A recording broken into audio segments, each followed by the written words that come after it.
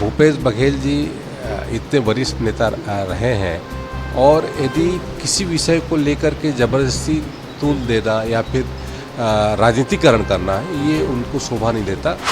मुझे लगता है कि शिक्षा हित में हमारे समस्त शिक्षकों को, समस्त गुरुजनों को इस सरकार के इस निर्णय को मानना चाहिए। बिल्कुल युक्तिकरण की प्रक्रिया अभी भी चालू है और जहाँ पर शिक्षकों की स्थिति है वो पूरे देश में हमारे छत्तीसगढ़ की जो स्थिति है वो बहुत ही अच्छी स्थिति है और लेकिन और उसको बेहतर करने के दृष्टि से माननीय मुख्यमंत्री जी ने युक्तिकरण करने का निर्णय लिया है, हमारी सरकार ने लिया है। तो निश्चित तौर पे हमारा जो उद्देश्य है कि शिक्षा हित में जो भी कदम उठाना पड़े वो सरकार उठाए।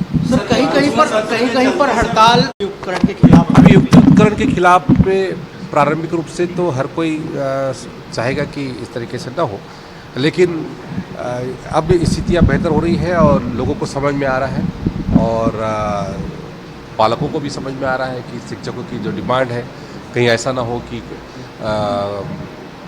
कोई स्कूल में ज़्यादा शिक्षक हैं, बच्चे कम हैं और अनावश्यक रूप से क्या कहते हैं एक ही कैंपस में दो स्कूल चल रहे हैं, वो स्थिति निर्मित ना हो, इसको लेकर के युक्तिकरण कर।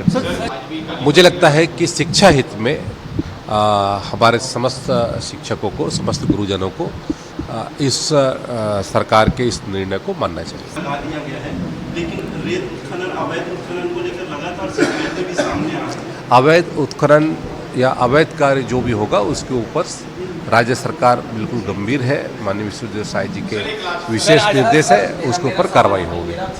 चलिए, बहुत बहुत धन्यवाद आपका। बैठक लेकर नोटिस भेजा था, क्या कुछ इस पर हो रहा है और क्या कुछ करेंगे? देखिए, दीपक बैद जी पीसीसी के अध्यक्ष रहे हैं और लगातार उस क्षेत्र में जैसे अवैध धर्मांतरण का विषय वहाँ पर चला, लेकिन तत्कालीन समय में सरकार ने ध्यान नहीं दिया। आज सरकार यदि ध्यान दे रही है और अवैध धर्मांतरण के खिलाफ में यदि हम बात करते हैं तो हम अपनी संस्कृति, हमारे आस्था के केंद्रों को संरक्षित करने का हमारी कोशिश है।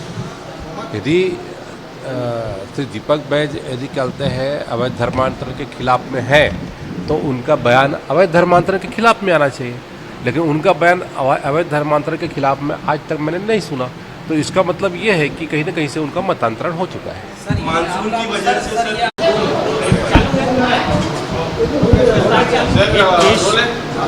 सर एक केस काल को लेकर 4 लेन बनाया जाना है, केंद्र ने स्वीकृति दी है, कितना राहत मिलेगा सर? केसकाल घाट जो कि हमारे कांकेर और पूरे इधर रायपुर और पूरे इस क्षेत्र को जोड़ता है, बाकी हमारे पूरे बस्तर को, और बहुत लंबे समय से बहुप्रतीक्षित जो डिमांड रही है केसकाल घाट को लेकर के, लगभग 307 करोड़ की जो स्वीकृति है हमारे माननीय प्रधानमंत्री श्री नरेंद्र मोदी जी, माननीय हमारे केंद्रीय मंत्री श्री नितिन गडकरी जी, हमारे माननीय मुख्यमंत्री श्री विष्णुदेव साय जी को हम विशेष तौर पे धन्यवाद देते हैं, जिन्होंने इतनी लंबी समय की जो मांग है उसको पूरा किया। और अब उस सुविधा से पूरे जो स्थितियाँ हैं वो बेहतर होगी।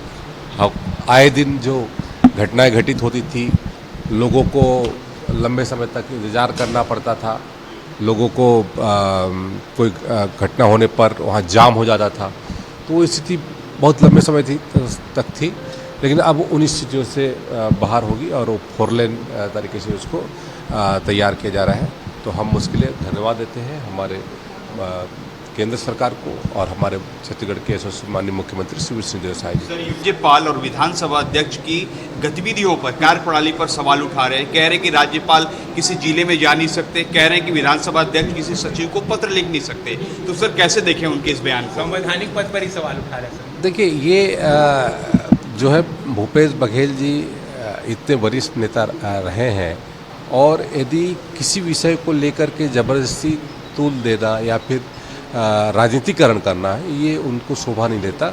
मुझे लगता है कि इतनी गंभीरता माननीय हमारे भूपेश बघेल जी में होनी चाहिए। होने आज विभागीय बैठक माननीय मुख्यमंत्री जी लेंगे, इको टूरिज्म बोर्ड का और कैंपा का, इन सब विषयों को लेकर के चर्चा होगी और कुछ अच्छे निर्णय